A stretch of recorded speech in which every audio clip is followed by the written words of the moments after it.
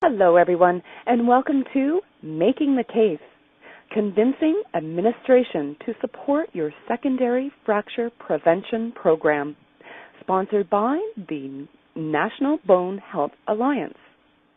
You may submit your questions throughout the conference via the chat pod located in the lower left corner of your screen. Simply type your question in and click on the Send Message button. Questions will be answered at the end of each presentation, as well as during the Q&A at the conclusion of both talks. I will now turn things over to David B. Lee, MPA, Executive Director of the National Bone Health Alliance, to introduce today's speakers. Thanks so much, and I really appreciate everyone's time and ability to be on today's call, which I'm very excited to hear. Because I know for folks, the reimbursement and administration piece is a very central barrier for some folks in getting their Fracture Liaison Service program up and running. So I want to introduce today's two speakers. So the first speaker will be Dr. Ann Lake, who is the Fracture Liaison Project Coordinator at Wake Forest Baptist Health in Winston-Salem, North Carolina. She really is a national expert in especially the reimbursement and setup issues related to Fracture Liaison Services. She received her doctorate in nursing practice from Frontier Nursing University in 2011, and her doctoral thesis actually focused on implementation of bone health protocols in the orthopedic practice. After completing her DNP, she became involved with the National Osteoporosis Foundation, is a member of the North Carolina Osteoporosis Foundation, and a national speaker on osteoporosis and setting up Fracture Liaison programs. Really pleased to have her on this call. And second speaker will be Dr. Anna Miller, who's an assistant professor of orthopedic surgery and assistant director of orthopedic trauma at Wake Forest University School of Medicine, also in Winston-Salem, North Carolina. She is also associate faculty with the Women's Health Center of Excellence for Research, Leadership, and Education. She received her BA in biology from Rice University and her medical degree from Baylor College of Medicine. And really pleased to have her on the line to really speak from the physician champion perspective in selling and implementing their local Fracture Liaison Service program at Wake Forest.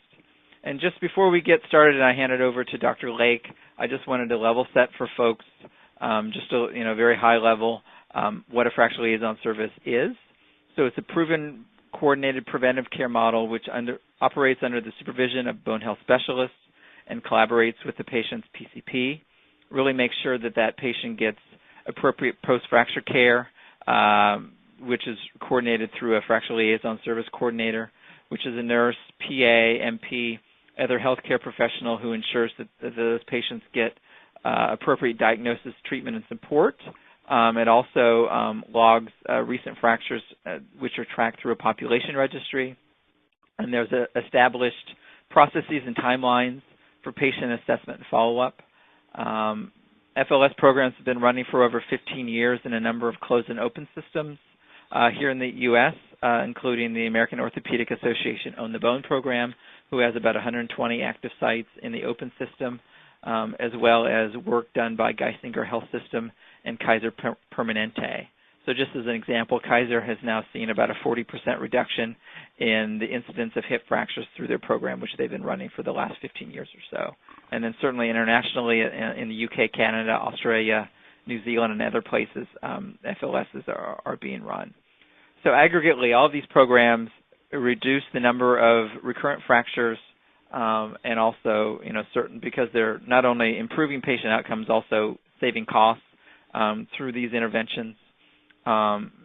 Really wanting to make sure that we can support these patients much better than they are being supported right now. So the National Bone Health Alliance piece is something that we've been working on doing what we can to support folks wanting to implement Fracture Liaison Service programs for the last few years. And certainly the newest piece that we launched, which was in mid-March, is our Fracture Prevention Central resource. Because one of the significant feedbacks we were getting from folks is that they were aware of what an FLS was, but they really weren't sure how to get one set up and started. So what we did is we worked with all of the programs internationally and nationally that had tools that we could share through this kind of portal as well as really something that we could lay out the entire the argument for why you want to have it, how you set it up, how you get the stakeholders aligned. And really pleased to say that we now have over 800 registered users in just the 4 months since we launched the site, and we've been averaging between 100 and 150 people on each of the webinars.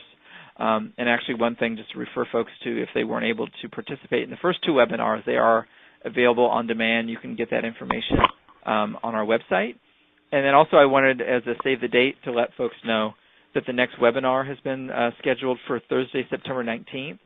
So the next webinar is going to be focused on implementation of an FLS in the orthopedic practice setting, and we are pulling that together along with the American Orthopedic Association Own the Bone program.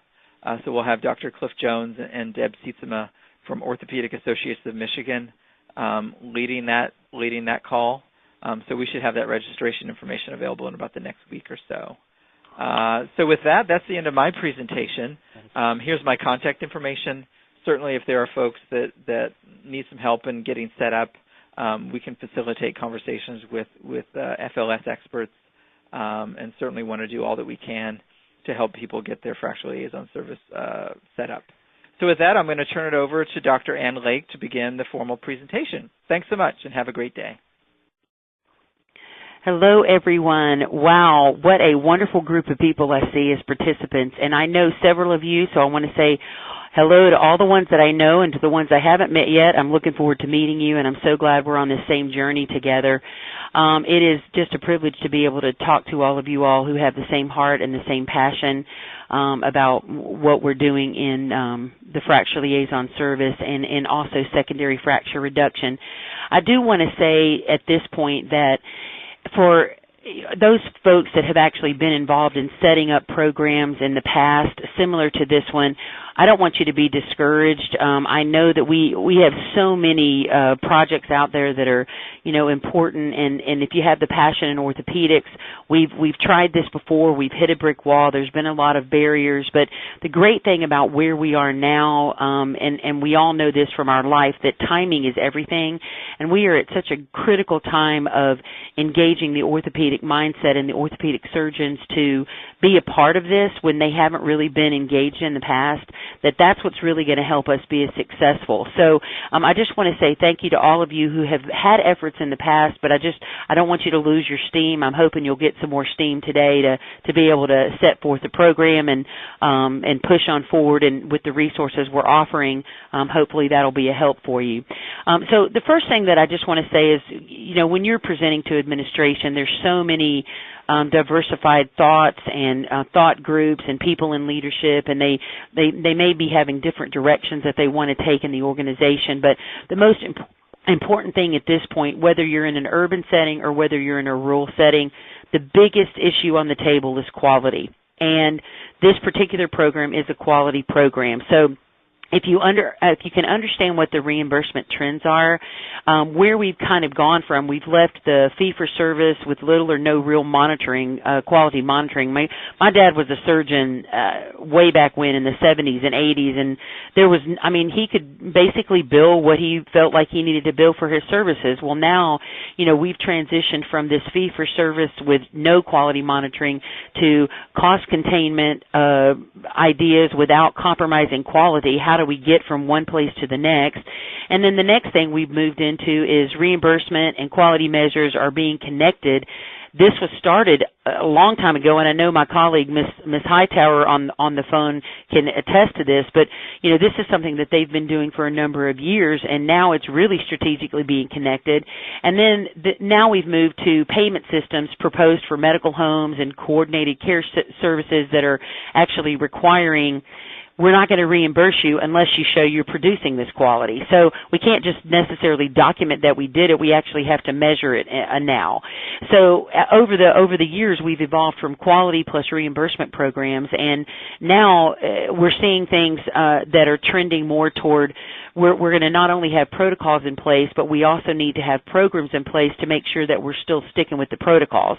If you guys remember years ago, we had the sentinel event MIs, and patients were going to different facilities across the country, and there was not a lot of continuity of care, and people were getting beta blockers and aspirin, and some were getting calcium channel blockers, and patients were still having re-event MIs. And so the cardiology specialty kind of came under scrutiny and said, you need to develop protocols to reduce these risks of sentinel events of MIs. Well, these fragility fractures are now considered sentinel events and have been for a number of years, but on the forefront, these sentinel events, they're looking at what the cost is going to be going forward because we have this aging population. And so engaging the mindset and understanding what's happening in the trending with healthcare reform, introducing this program as we're going to reduce these sentinel events, because if we don't, if our quality is not there, it's definitely connected to our reimbursement, and we are going to run the risk of being penalized after 2015 if we don't have a protocol in place. And if we're not penalized, then we're going to lose contracts with Medicare because we're not going to be identified as providing these quality services that are actually indicated. So understanding those industry trends as you get ready to present your program is really important. The other thing that I would just point out is explaining why this is for them. Now, what I've done in my presentations is I've actually done a little research before I present to an organization, and it's a wonderful thing. As a nurse, I've always had great ideas as a nurse, but for some reason, not everybody thinks my ideas are great. I'm not exactly sure why that happens, but sometimes administration can't see about paying for my idea and those kind of things. So what I kind of learned to do in my experience is really look at the mission and the vision of my organization. And this is not to make anybody have a life change or anything, but realistically, if your passion and your vision does not fit with the organization you're with, you need to reevaluate where your energies are going. Because if your passion is really in quality and patient care, and the vision and the mission of that organization is not where you want to be, the question is, do you want to waste your energy? And so think about the vision and the mission of that organization, and then use the words that they use in their mission and vision statement to present your case to them. And that is such a grabbing, effectual thing that can happen when you do this with the people that you're presenting to. You also want to clearly show how the program can help your organization be set apart when it comes to quality and total care. And of course, that's right now strategically, because if you guys remember way back when, there were few heart centers of excellence across the country, and then all of a sudden, boom, boom, boom, boom, boom, everybody was getting them. Well, then it became sort of it was on every corner. Well, right now we are in such a transition of this particular mindset that if you get on board now and you're showing your organization that they can have marketability, they have better contracting potential because they're showing these quality measures, and especially if you're in a multi-specialty organization, this is one of the tools that actually fits perfectly with that model. When you're presenting, just remember the small stuff, but don't lose sight of the big picture. In other words, show the facts and figures related to reduction of future health care cost. And there's a lot of resources on the NBHA website, especially with the Healthy Bones program and the Geisinger Health Systems and what they've been able to do to show prospective future health care cost reductions. You can use some of those tools as well, but you want to use strong language to really grab their ear. And I'll tell you, the strongest language you could use right now is denied claims, okay? And that means that if you present this to them and you say, if we don't take care of that osteoporosis, the underlying disease for that patient, then we're going to be potentially penalized, or our claim will be denied because we're not giving that total care. It may be based on lack of documentation or protocols and best practice standards of care. All right.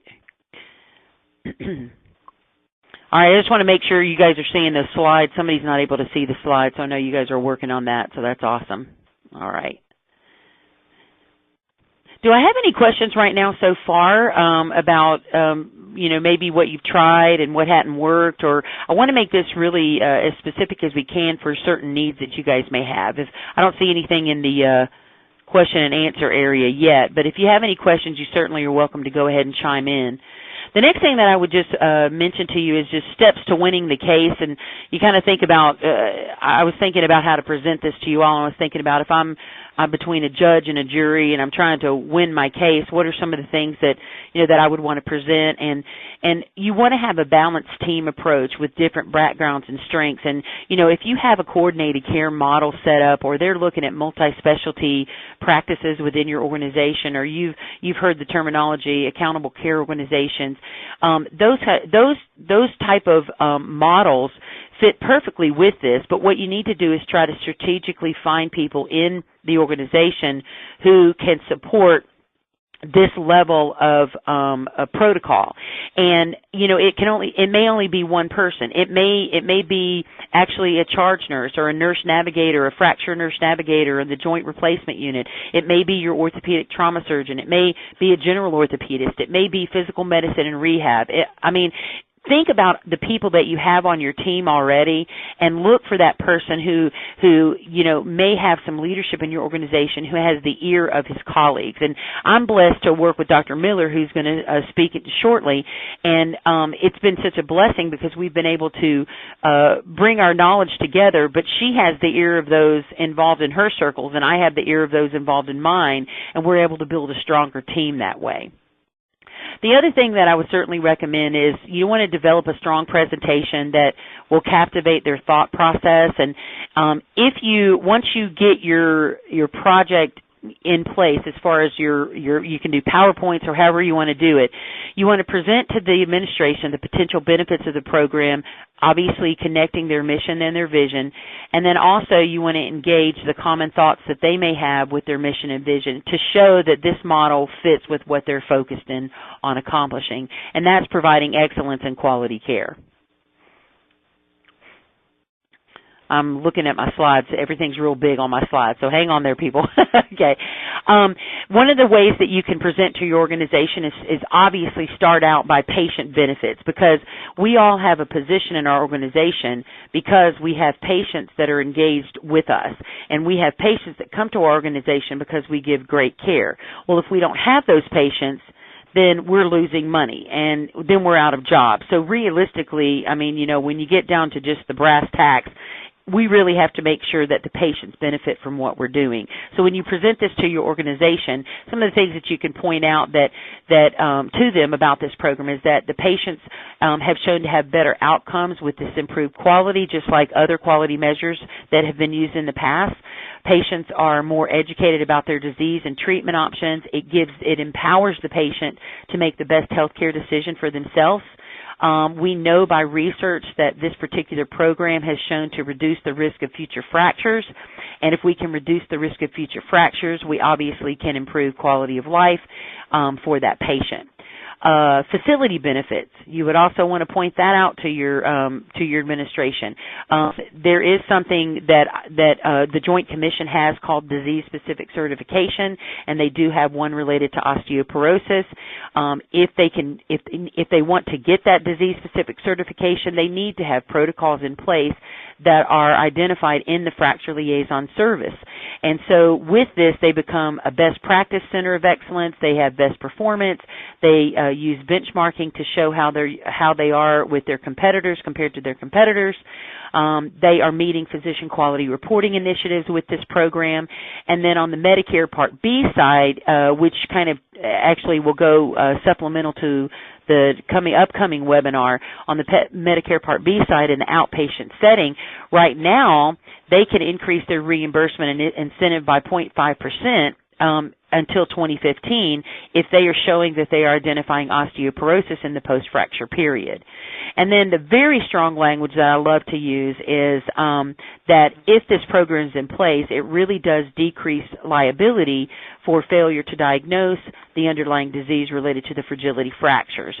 There are some litigation cases that have been present in the last few years related to failure to diagnose involving orthopedics and healthcare institutions, patients that have had a fracture, that no one talks to them about their osteoporosis, and all of a sudden they're back 3 to 6 months later with a worse fracture, hip fracture, thousands of dollars later, and families are going, wait a minute, Why didn't somebody say something to us then? We've had a fracture. They didn't diagnose it then. What's the problem? So there is liability that can be connected to this. So just remember bringing up that failure to diagnose. I know it's strong language, but sometimes that's the only way we can really get their ear. The closing slam dunk statements that I would say would be appropriate would be using the failure to diagnose, and then, of course, the American Academy of Orthopedic position statement is really, really, it just stands out alone. It tells you this is what they want to do to minimize future predicted cost, morbidity, and mortality from increasing numbers of osteoporotic fractures in our rapidly aging population. The American Academy of Orthopedic Surgeons recommends that osteoporosis should become a national public concern. And in addition to this position statement, they have joined with the National Osteoporosis Foundation and the National Bone Health Alliance to say, hey, we really need to do something about osteoporosis when the patient presents to us. Their physician quality reporting measures, 40 and 41 in particular, talk about identifying that patient in the immediate post-fracture period. Well, who is that? That's the orthopedic surgeon. So they're much more engaged now than they were just a few years ago. Other statements would be that after 2015, Medicare is going to begin to apply penalties of 1.5% to 2% estimated. CMS recognizes this program as an innovative and cost-effective way to measure identified quality measures for excellence of care. And then again, just reimbursement is becoming more and more connected to quality best practice measures and will need to be proven in order to gain maximum reimbursement. And if you have set protocols in place and you're benchmarking, then you can prove that. So your established FLS program will help to meet those required measures.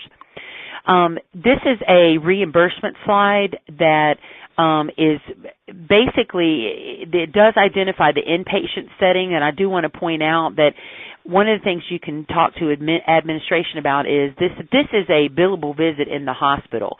So even if a patient is seen by the orthopedist and has surgery, a fracture liaison specialist, a provider, can actually go and see the patient in the post-fracture period in the hospital and bill for that visit. If they're billing under orthopedic specialty, then they would use a modifier 24, which is also listed on this slide. But if they happen to be under another specialty, then they can bill the 99222, identifying osteoporosis as a problem and the patient being at high risk for future fractures. And Medicare would rather pay for that visit than they would to pay for another fracture that's going to cost a lot more money down the road. You can also see that on the outpatient side, the reimbursement they will pay for follow-up visits, and my protocol is 3 to 12 to 24 months. But certainly, if a patient needs to come in sooner in the outpatient setting, then that's reimbursable as long as it's medically necessary according to documentation. So we can go back to the slide at the Q&A part if anybody has any questions related to that. But I just wanted to point that out, and I appreciate David slipping that slide in. This particular slide has multiple information for you. It's a great resource slide, and I would just recommend if you can't, take a quick snapshot of it on your smartphone or whatever, or go back to the webinar site after this and be able to document some of this stuff, because there's so many resources out there, and it's just knowing where to go find it to get your questions answered. So.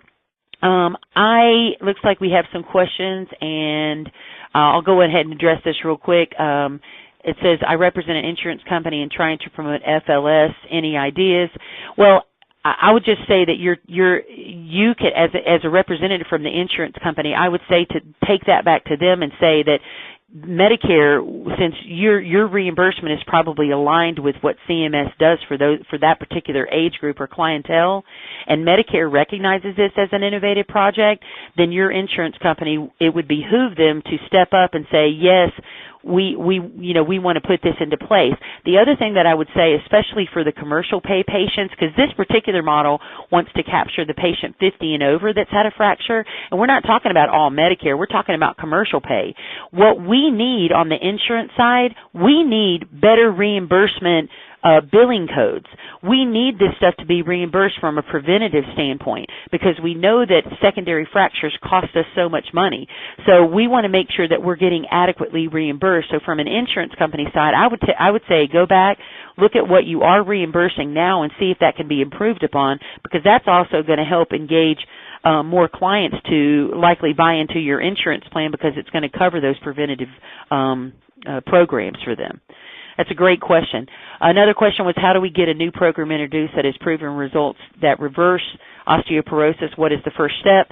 I hope some of the slides that I've given you will actually help with that. The first steps that I would do is I would just do a quick query. I would have your IT department run you a quick query of patients with a date of birth 50 and over, or you can use anybody over 49 if you want to, because that's how we're kind of doing our research here. But any patient over 49 that's been admitted to your institution in the last 6 months that had a fracture code.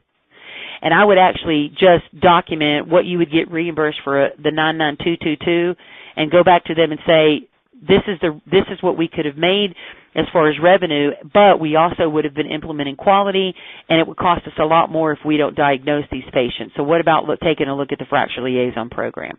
So I hope that answers those two questions, and I'm going to turn it over to Dr. Miller in respect for her time and go from there. So I'm assuming that I can proceed through there. There she is, Dr. Anna Miller. I'm going to turn it over to her. She just got finished doing an acetabular and a clavicle fracture repair, so here she is. Hello, everyone. Thank you, Anne. So I'm just going to go through a couple of slides also and basically have a similar format to what Anne was just doing. So the first one is titled Viewpoint of a Physician Champion. And I think that the most important thing, as it says on the slide, is to have somebody who's going to help and be a part of the team and really have everyone on board to buy into this. So as an orthopedic trauma surgeon, obviously I treat a lot of people with broken bones, and I first got interested in osteoporosis more almost as a selfish problem, because these patients have injuries that are really hard to treat. And I thought, we need to, first of all, help the patients and of course, prevent them from having more fractures that we need to treat down the road. So my first big picture idea was, well, let's get every single person. We're going to capture 100% of these patients. And I talked to my business administrator about it, and she kind of looked at me like I was crazy and rolled her eyes. But ideally, you do want to get all those people, but it's important to kind of make sure that they know that you have more goals that you can reach, and then maybe get to the out-of-reach ones later. So for us, the most important thing was to remind the institution that it is good for them. So the business administrator, again, her concern was, well, is this losing money? And, some people actually even have the thought, if we're not going to have more fractures, then we're not going to be able to treat those fractures, which is obviously not the best for the patient. So we have to remind them that we're doing it for patient care, and also that it can be cost beneficial. So we can generate revenue, as Anne was just saying, while they're in the hospital during their postoperative course from their previously treated fracture, but also in the future, as it says on the slide, that there will be penalties down the road. So it's better to be proactive and get your institution on board, get everybody kind of in this program before you're getting penalized for it. So next slide here. So first impression. So again, it's really important to let the administration know the program can be implemented easily. So I'm not trying to just point out the negatives of an administration, but these are the realities you have to deal with. They focus on the bottom line, and they also don't want to implement a really complex system that's likely to fail. So it's important to really show them how you can start out smoothly, you can easily implement this program, and it can be done in stages. And then when they get the first stage done, that actually will give them data to feed back into their other people in the administration and move on to bigger parts of the plan. So remember that you may not be able to get all those 100% in the first week, but starting out slow can really help them understand how important it is.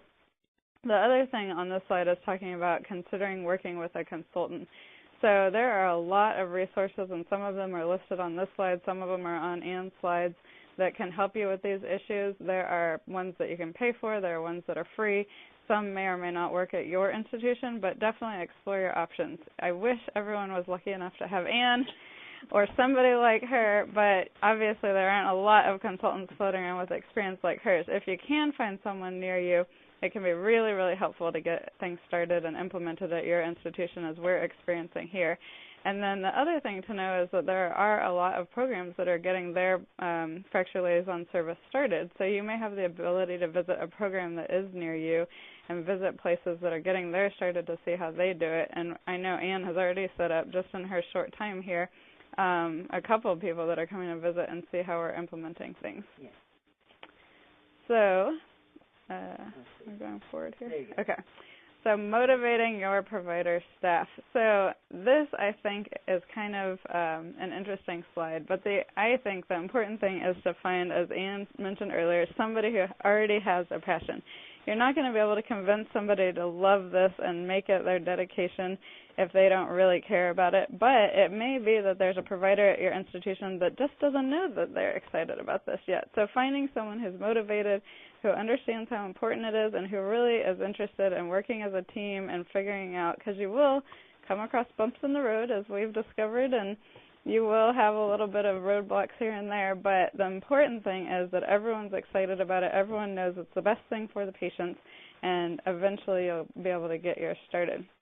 So the other thing that it mentions on the slide is it's important to discuss kind of what people are already talking about at your institution and what people are already excited about or what they are motivated by. Because if you, again, can phrase your argument or your plan in the words that they like to hear or the words that motivate them, that will really, really be successful there. And I think Anne had mentioned earlier using the mission statement of the hospital. It's the same kind of thing, kind of figuring out what these people's mission is and what drives them. So most important thing really to have like-minded people working on the goal. What are the main concerns for the application of FLS programs in your experience? So this question, there are a lot. But I think that indifference was certainly a problem at the beginning. I think that actually I heard one business administrator say, do we really want to be the place where people go for their osteoporosis in our city? And I thought, are you crazy? Of course we want to be the place. We want to be the Mecca. I told her I wanted a billboard. But definitely indifference. So I think it's important to express to them this oncoming huge, huge numbers of osteoporosis patients that will be coming down the road that we're going to have to take care of, whether they like it or not, and, again, that they're going to be penalized in the future. So for us, I think the biggest concerns were the cost analysis and then, of course, whether or not we think this is important, because your hospital or your facility will probably already have a game plan. You know, all of these big institutions plan 5 years, 10 years, 15 years down the road what they want to focus on and what's important to them, and you have to make sure that this is one of the things that they want to focus on. Just one last thing, again, with the exponential increases in elderly patients that are coming down the road, osteoporosis is really looming on the horizon, and these people need our care. So what we're trying to do, as Anne mentioned and we've mentioned multiple times, is prevent fractures. So they may come in with an injury, and that's how you find them, but eventually we're trying to make their lives better and prevent more injuries. And they will actually keep you in mind when they think about their bone health after that, because they know that they have you and your institution to thank. So then when they have a little bit of low back pain, where are they going to go? Your institution. When they have a friend that has a knee that's sprained, they're going to send them to your institution. And then they're going to think, your institution is such a great place for my bones, why not get my heart taken care of there? And it's really a win-win-win, I think, for everybody if they think of you as a place that really cares about them and their health. And I think that's, yeah. If you want to turn it back over. Okay, so now I'm going to turn it back over to Anne, and I guess we're going to get to some question and answer. Okay, well, at this point, I think there was someone that asked if this is going to be played in the future, or you can actually pull it up after it's completed. And I know that the Fracture Prevention Central webinars, you can actually go back online and listen to those again. It's a pre-recorded. I apologize if there was some technical difficulties. Apparently someone wasn't able to hear us speaking the whole time. But we had some really good questions so far. I want to just kind of open it up and at this point and see if there's any particular questions. And feel free to ask specific questions about your institution, because it's certainly none of this is proprietary, but it's certainly not cookie cutter either. In other words, each institution has its own barriers and hurdles and positives and negatives. So if there's something in particular maybe that you've run into and you want to share that or just ask a question about it, it probably would help someone else who's run into the same issue. But at this point, I'll just kind of open it up to question and answers and make sure we're gotten everybody covered. Thank you. To ask a question via the web presentation, please select the chat pod located in the lower left corner of your screen, then type and send your question. If you wish to ask a question live via the telephone, please press *1 on your telephone keypad. I will announce each caller prior to bringing you into the conference. Please remember, if you have your phone on mute, take it off mute when you are selected to ask your question. Once again, to ask a question via the web presentation, select the chat pod in the lower left corner of your screen, then type and send your question. And to ask a live question, simply press *1 on your telephone keypad. David, I think there's a question about going to the fracture prevention site where they can get an electronic copy of the slides. Is that available? Yeah, that'll be available in about a week. So what's going to happen is after this live event, in about a week or so, we will have kind of the archive version of this up that will include not only the kind of a coordinated audio and you can see the slides, but then also the attachments, including the slides. Yep. And one of the other things that oftentimes happens is there's a lot of information that we give, and you get off the phone and you say, dang it, I didn't ask that question. But if there's something that you really would like to have, follow up on, you can contact the NBHA, and they have multiple consultants, and I work with them as well. You can contact us, and my email is on the slide, and Dr. Miller's email is on the slide. One of the things, if you guys have if you have a particular group of orthopedic surgeons or just providers or maybe even medical staff that listen to you and say, well, who can we talk to that's doing this? Dr. Miller is a wonderful contact. At the end of the day, a physician will listen to a physician, and it's so powerful when you can get their minds engaged in it. So she is definitely available via email, and then, of course, my email as well.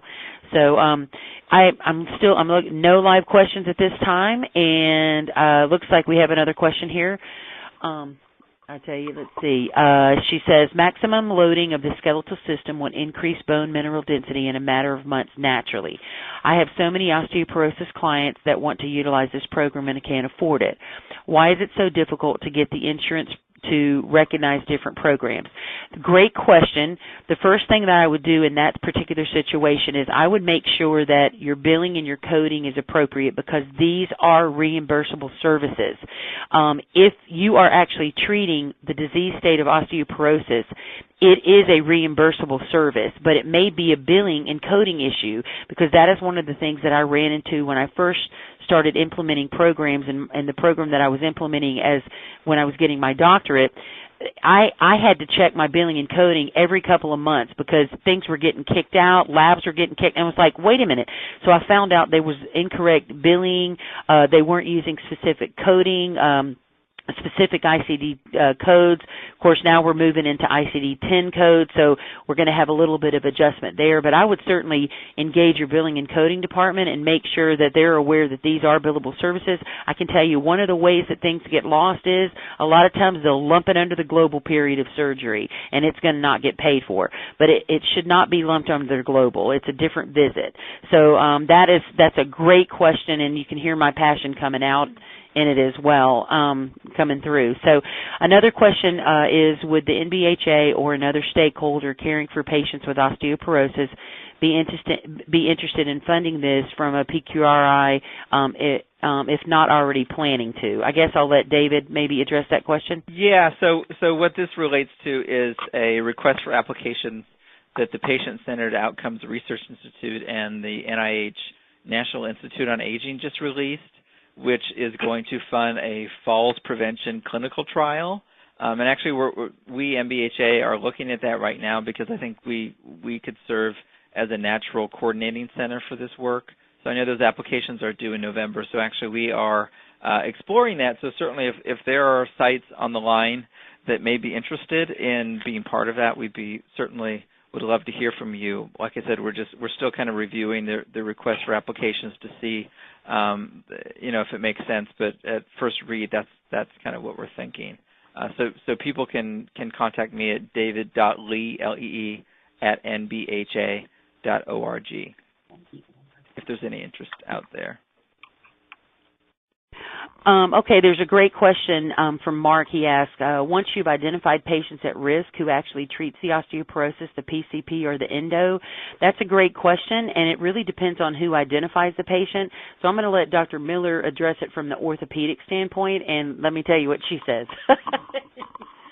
I think Ann could probably speak for me here, but there are a lot of studies out there that show that once you have a fracture or you've seen an orthopedic surgeon, if the orthopedic surgeon keeps that patient and treats their osteoporosis, the patient is much more likely to get appropriate follow-up and get their care. So for us, that's exactly why we were lucky enough to find Ann and bring her into our department. She's part of the orthopedic surgery department. And we keep all these patients in our purview because I'm going to be following them for their hip fracture as it's healing. She's going to be following them for their osteoporosis care and following their labs and treatment. And we actually even currently are sharing the same clinic, so we can even grab each other across the hall and talk about these patients. So I think that, again, the most important thing is to have a motivated provider, but going to the primary care or the endocrinologist is not the ideal solution when it comes to who the patient is actually going to follow up with and get their full care from. Okay, so in addition to that, if you have a multi-specialty group that you're looking at maybe building the fracture liaison model, integrating it into, what I would say is it would definitely start with the orthopedic surgeon if they are a part of that multi-specialty group, but engaging the orthopedic surgeon, they identify the patient, and they make treatment recommendations at that point. And then if they have a fail-safe, seamless system for the patient to follow with their fracture liaison specialist, whether it might be a primary care physician or it might be an endocrinologist who has been identified, but that particular person needs to be identified as the fracture liaison, because what we're trying to do is build a bridge between that post-fracture patient and getting their treatment. This is a secondary fracture prevention model. Now, what will happen out of this model is, though, once people start hearing that you're interested in reducing their secondary fracture, they're going to start having people come to you that say, well, I don't want to have a fracture at all. And then you begin to build the secondary phase of your fracture liaison program, because what you are is a liaison. So you have to look at your system. In our system, this is the way we set it up, and we based it on what the evidence in the research shows, that only 20% of patients with fragility fractures are actually treated or given treatment recommendations, and 80% are missed. Now, that was the initial statistics. Now it's 22% are actually treated and 78 are missed. So you tell me if we've moved that much. But we're working toward reducing that 78 and increasing that 22%, and that's what this program does. So that's a great question. Right, and just to follow up on that, so that's the HEDIS measure. I think the exact language is women age 67 plus who fracture within 6 months getting either a bone density test and or put on an anti-osteoporosis treatment. But the great thing about that measure is that it's one of about 50 measures that's part of the Medicare Advantage program. So, as MBHA works on the fracture liaison service model of care and really looks to help as many folks as possible implement the system, really, those folks that are Medicare Advantage practitioners, hospitals, are the ones that should be very motivated, because it's, that measure is one of 31 medical measures. So there's a very small number of total medical measures there. So certainly if you go from 10-15%, doing very poorly on that post-fracture measure, to something more along the lines of, 60-70%, that's going to really have a great impact on your overall 5-star rating. So there's another question here that I really like that says, do you really think that most orthopedic surgeons are going to want to be involved in patient care? which is really sad, whoever wrote that you think that about us. But I have to agree with this person. It probably is true.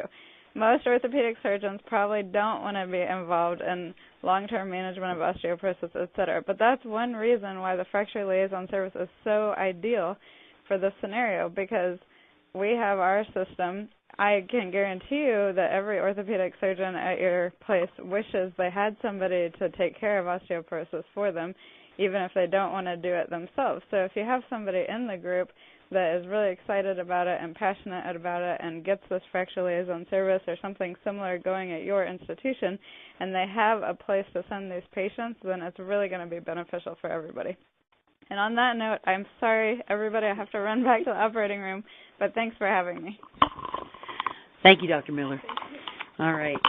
So someone was asking again if they could get copies of the slides or the presentation, and I just typed in, yes, you can get a copy in about a week through the NBHA website. Also, Katie will be very helpful. She's works with David, and they'll get you what you need. We want to make sure, you know, that you have the tools you need. And if you're not getting what you need to let us know, because that's why the NBHA is here, to build a bridge in this gap of care, to engage the mindset of providers that are caring for these patients and any family members, anybody that's along the continuum of care of these patients. We want you to have the knowledge that you need to be able to get this implemented and be successful for quality for your patients. I don't see any other questions in the queue right now. So, David, I'll turn it back over to you, and we'll go from there. Yeah, so I guess if anyone has any live questions, if you want to chime in now, and maybe I'll tap you here for a minute just to talk a little bit more about, NBHA's role and certainly what we want to see. So, right now we have about 150 active fracture liaison service programs in the U.S., so about 120 American Orthopedic Association Own the Bone programs. Multiple Kaisers are running their Healthy Bones program, multiple sites at the Geisinger Health System and other places. And we've actually done the math on, so NBHA has an overall goal that we call our 2020 vision, which is reducing fractures 20% by the year 2020. And we have done kind of the back of the envelope calculation and estimate that we need probably about 1,000 fracture liaison service programs in place to hit that 20% reduction goal. So obviously we have 850 programs to go in the next probably 6-7 years. So really a central piece of everything that NBHA is doing is really related to helping folks get set up programs, helping them improve their programs, making the case as the speakers have done so well today. But I guess I just want to say that we want to be a resource for folks. So if you, for instance, need some help on a personal one-on-one basis, we certainly have experts available to help you from Kaiser and Dr. Lake and other programs that have gone through the process that you're maybe starting now and can really give some real world advice, support in how to get set up and learn a little bit more about what arguments kind of worked with administration, which ones didn't, what the sticking points were. And then I would say too on the reimbursement side, we are still continuing to unravel the onion because one of the other pieces as part of our overall FLS work is we have a fracture liaison service reimbursement working group here at the NBHA that is looking at really what the reimbursement landscape is now, not only in orthopedics but other specialties in primary care, and wanting to understand aggregately what gap there might be in reimbursement, and if there is that gap, and from everything we can see and certainly in talking with lots of other experts, we still have that gap, going back to CMS and other payers and making the case that this obviously is a very cost-effective way to address a patient population that obviously is, as Ann said, is getting left out with this nearly 80% care gap. And honestly, one of the only chronic conditions I would say that has the opportunity to really improve patient care in a very significant way, as well as save costs. We're spending $17 billion a year on post-osteoporosis fracture care, in the U.S. I know that Kaiser has estimated if we were to take their Healthy Bones model on a national basis, we would be able to reduce hip fractures by over 100,000 and save about $5 billion a year. So that's really what we're here to do, is to try to support folks in this work and moving this model of care forward. So really pleased to be helping folks, and also really pleased to see how many folks are aligning around Fracture Prevention Central in this model of care. So I guess with that, I don't see any other questions. I think we can conclude the call, but certainly if there are any follow-up questions, as Dr. Lake said, feel free to follow up with either of the faculty or through the MBHA. Once again, my email address is davidlee, david.lee@nbha.org. Thanks so much, everyone. Have a great day. Thank you all. Thank you. On behalf of the National Bone Health Alliance, we thank each of you for participating in today's program. This concludes Making the Case, Convincing Administration to Support Your Secondary Fracture Prevention Program. Please be sure to complete the evaluation form, which you will find currently displayed on your screen. Thank you for joining us, and have a great day.